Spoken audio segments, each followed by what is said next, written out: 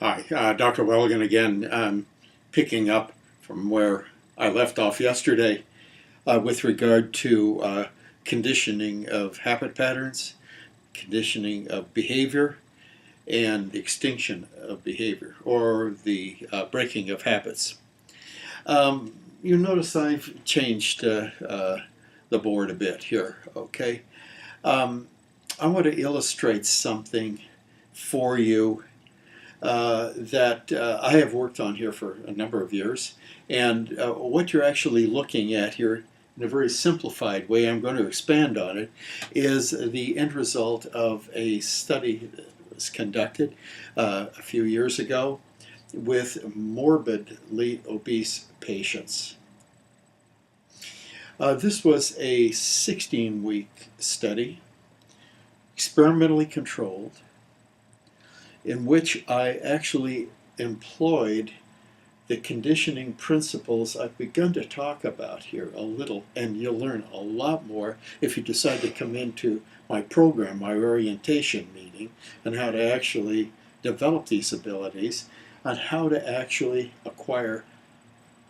learn a habit to actually break a drive state.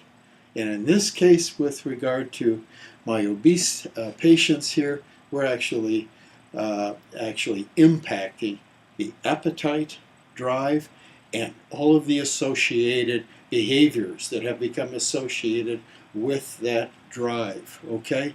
The behaviors that sort of hang on it like a Christmas tree, okay? And the drive itself. Remember, this is a drive reduction procedure that seems to work very well. Okay. Well, what am I talking about here?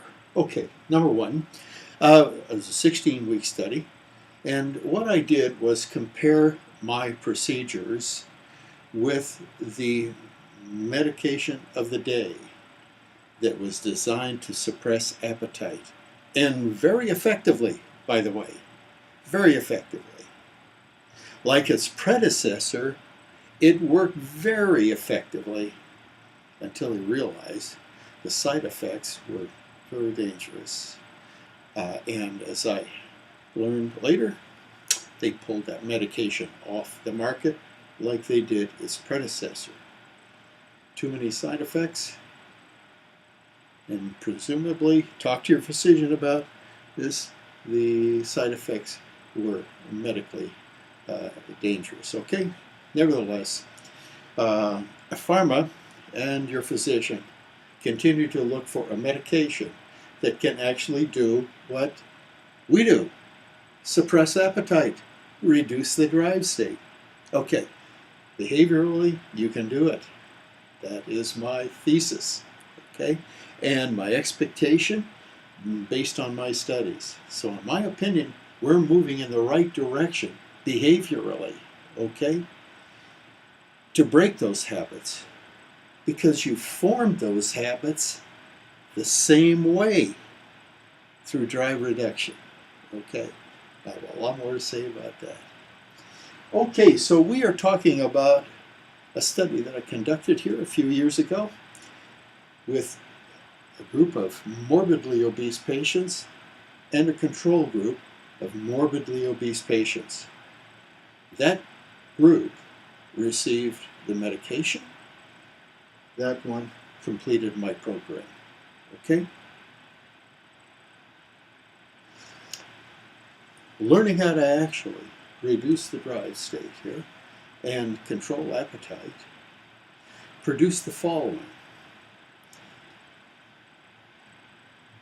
Medication which had a very impressive record of being able to reduce weight in patients actually came out second to my procedures. Okay?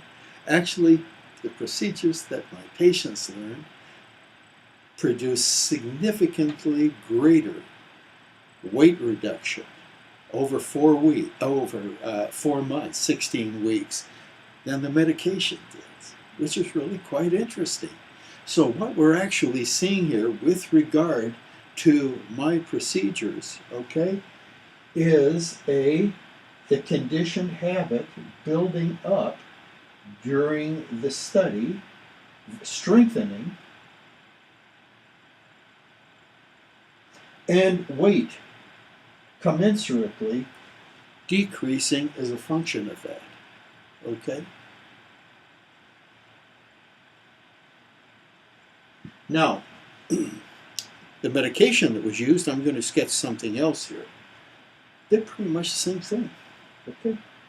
We saw in the early phases meds actually paralleling my procedures.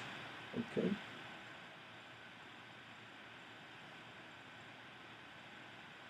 And you will, what I mean by that here is weight loss also dropped. Roughly like that, okay?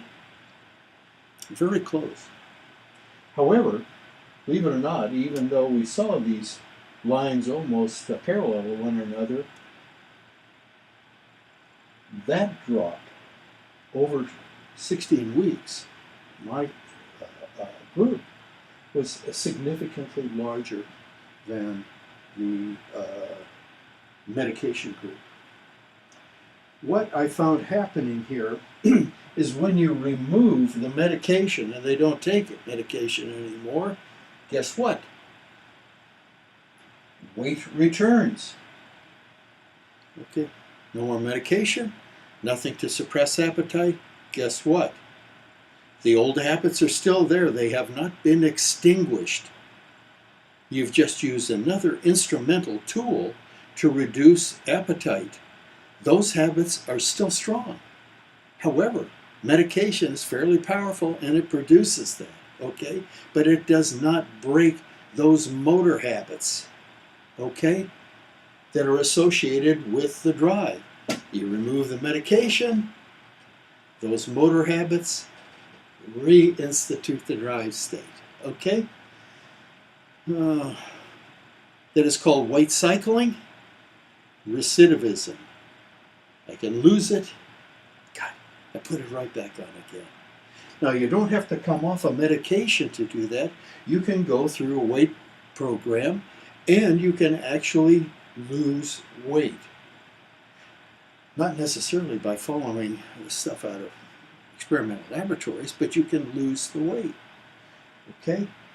Only to find within 1.5 to 3 years, you're right back where you were, and even heavier.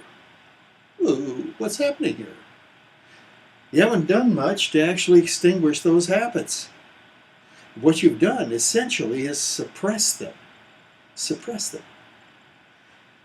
Voluntarily suppress them. So you can suppress them for a while, and then something happens. Bear with me here. I want to show you what happens. Where's my eraser? Okay, got that one? Okay, I'm going to erase it.